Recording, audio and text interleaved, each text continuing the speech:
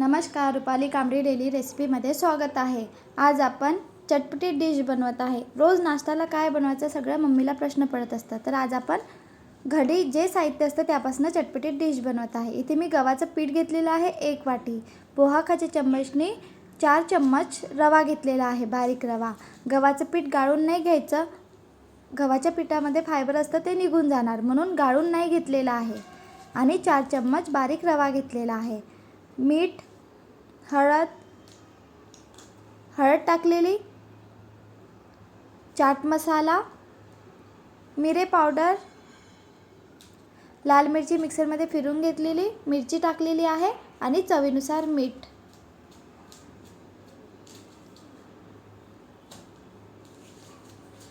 छान असं मिक्स करून घेऊया, थोडे थोडे पाणी टाकून मिक्स करून घेऊया। ही डिश लहान मुलांना खाण्याकरिता खूप छान आहे, टिफिनवर पण देऊ शकतो आणि पटकन बनतं। 5 मिनिटमध्ये आपला नाश्ता तयार होणार।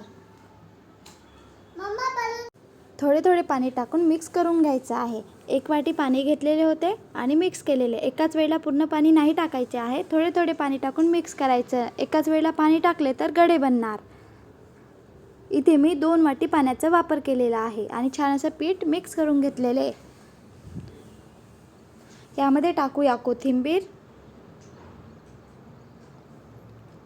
छान असे क्रिस्पी आणि सॉफ्ट बनतं, ज्याप्रमाणे चिला बनवत असतो त्याप्रमाणे। पीठ मळायची आवश्यकता नाही आहे, याप्रमाणे छान असा आपण पराठा बनवू शकतो किंवा चिला म्हणूया।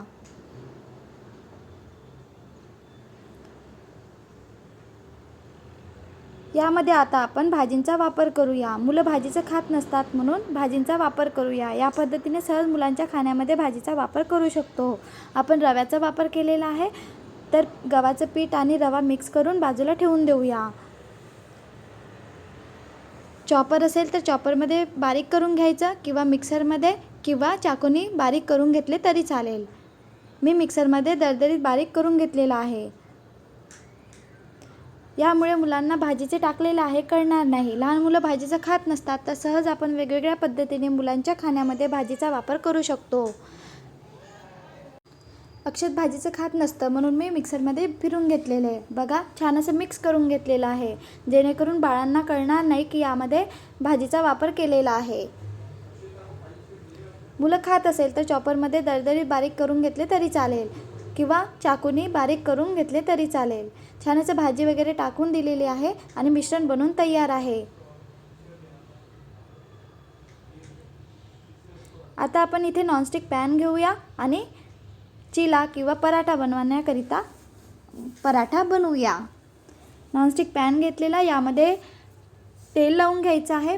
फार जास्त तेलाचा वगैरे वापर करायचा नाही आहे। रोज रोज तेलाचं खाणं छान नसते, म्हणून आज मी कमी तेलामध्ये छान अशी डिश बनवणार आहे, जेणेकरून लहान मुलांना तसेच मोठ्यांना खूप आवडणार।